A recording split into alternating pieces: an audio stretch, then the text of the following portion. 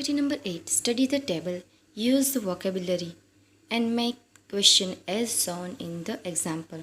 હવે અહીં તમને કોષ્ટક આપેલું છે એના પરથી આપણે પ્રશ્નો બનાવવાના છે. તમે અહીં જોઈ શકો છો આ રીતના કોષ્ટક તમને આપ્યા છે. પહેલું છે બર્ડ્સ, એનિમલ એન્ડ ઇન્સેક્ટ એટલે કે પક્ષી, પ્રાણી અને જીવજંતુ. એમાં બધાના નામ આપ્યા છે.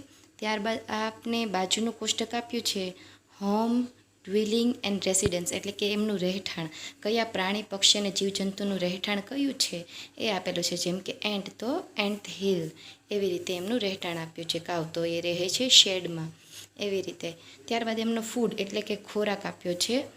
ખોરાક કે એન્ટ એન્ડ કાવ એ ખોરાકમાં શું રહે છે એના વિશેનું એનું કોષ્ટક આપ્યું છે. ત્યારબાદ આપ્યું છે તમને યંગ વન્સ ઓર બેબીઝ એટલે કે તેમના બચ્ચાઓને શું કહેવામાં આવે છે તેના વિશે નામ આપ્યું છે. ત્યારબાદ આપ્યું છે આપણને આ રીતનો બેબીઝ અને ત્યારબાદ એમનો સાઉન્ડ એટલે કે એમનો અવાજ, કે તેમનો અવાજ શું હોય છે. જેમ કે કાવ છે તો કાવમાં એનો અવાજ શું હોય છે તે આપ્યું છે. હવે એના ઉદાહરણ તરીકે પ્રશ્ન બનાવીએ તો આપ્યું છે ડઝ ધ કાવ મૂ, શું ગાયનો અવાજ મૂ એ રીતનો છે. Where does the dog live, કૂતરાઓ ક્યાં રહે છે, તો એમનું રહેઠાણ આપ્યું છે તો એનો જવાબ આવશે કેનલ, કે ડોગ લીવ્સ ઇન કેનલ. ત્યારબાદ વોટ ડઝ લાયન ઈટ, તો એમાં આવશે લાયનની સામે શું આવે છે તો મીટ, કે લાયન ઈટ મીટ, એવી રીતે. ત્યારબાદ ફોર્થ છે what do we say or call the baby of the goat, આપણે બકરીના બચ્ચાને શું કહીએ છીએ, તો બકરીના ખાનામાં જુઓ તો એમના બચ્ચાને શું કહેવામાં આવે છે. ગોટની સામે જે કિડ એમનું બચ્ચાઓ માટેનું આપ્યું છે ખાનું, એમાં લખ્યું છે કિડ, તો બકરીના બચ્ચાને કહેવાય કિડ. તો આપણે આ રીતના પ્રશ્ન બનાવશું, એક પછી એક આપણે એના પ્રશ્ન દરેક પ્રાણીઓ પર, પક્ષીઓ અને જીવજંતુઓ પરથી આપણે બનાવશું. તો હવે આગળ આપણે જોતા જઈએ. આ રીતના જે પ્રશ્નો આપ્યા છે હવે એન્ટ પરથી બનાવીએ. તો એન્ટ પરથી શું પ્રશ્ન બનશે તો જોઈએ. હવે એન્ટનું રહેઠાણ તો એન્ટ હિલ છે, તો આપણે એના પરથી એક પ્રશ્ન બનાવશું કે કીડીના રહેઠાણને શું કહેવાય છે, તો લખશું ક્યાં રહે છે, તો લખશું where does the ant live, કીડી ક્યાં રહે છે, તો જવાબ આવશે કે એન્ટ હિલ. ત્યારબાદ આપણે પ્રશ્ન બનાવી શકીએ કે બાજુમાં જે ખોરાક આપ્યો છે કે કીડીઓ શું ખાય છે, તો આપણે એના પરથી પ્રશ્ન બનાવશું. તો અહીં આપણે લખશું વોટ ડઝ ધ એન્ટ ઈટ, શું ખાય છે, તો આપણે એમાં લખશું ગ્રેઇન્સ એટલે કે અનાજ. ત્યારબાદ બાજુનું ખાનું છે તો vote do we call the young one of ant, તો જવાબ આવશે ગ્રબ્સ. ત્યારબાદ એમનો અવાજ, તો કીડીઓનો અવાજ હોતો નથી તો એમાં ડેશ આપ્યું છે એટલે એના પરથી કોઈ પ્રશ્ન બનશે નહીં. ત્યારબાદ કાવ આપ્યું છે તો કાવમાંથી આપણે પ્રશ્ન શું બનાવશું, તો where does the cow live, ગાય ક્યાં રહે છે, તો આન્સર આવશે શેડ, કાવ લીવ્સ ઇન શેડ. ત્યારબાદ બીજો પ્રશ્ન આપણે બનાવીએ વોટ ડઝ ધ કાવ ઈટ, ગાય શું ખાય છે, તો એના ખાનામાં આપણે લખ્યું છે ગ્રાસ, તો આન્સર આવશે ધ કાવ ઈટ્સ ગ્રાસ. ત્યારબાદ vote do we call the baby of કાવ, તો એનો આન્સર આવે કાફ. જો આ ખાનામાં આપ્યું છે કાફ, ગાયના બચ્ચાને કાફ કહે છે. ડઝ ધ કાવ મૂ, શું ગાયનો અવાજ મૂ એ રીતનો છે, તો યસ, તો એમાં આન્સર આવશે યસ. ત્યારબાદ આવશે ડોગ. હવે dog, where does the dog live, કૂતરા ક્યાં રહે છે, તો આન્સર આવશે કેનલ. ત્યારબાદ આન્સર આપણે લખીએ question what does the dog eat, શું ખાય છે, તેમાં આવશે રોટી ઓર મીટ. ત્યારબાદનો આન્સર છે what do we call the baby of dog, કૂતરાના બચ્ચાને આપણે શું કહે છે, તો આમાં આવશે આન્સર પપી. ત્યારબાદ છે which word describe dog sound, કૂતરાનો અવાજ શું હોય છે, તો અહીંયા લખ્યું છે બાર્ક એટલે કે ભસવું. ત્યારબાદ આપણે આન્સર ક્વેશ્ચન બનાવીએ હોર્સ પરથી.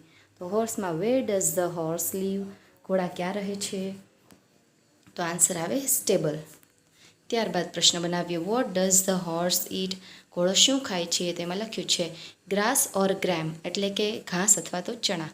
ત્યારબાદ આપ્યું છે what do we call the baby of horse, આપણે ઘોડાના બચ્ચાને શું કહેવાય, તો આપ્યું છે કોલ્ટ ઓર ફોલ.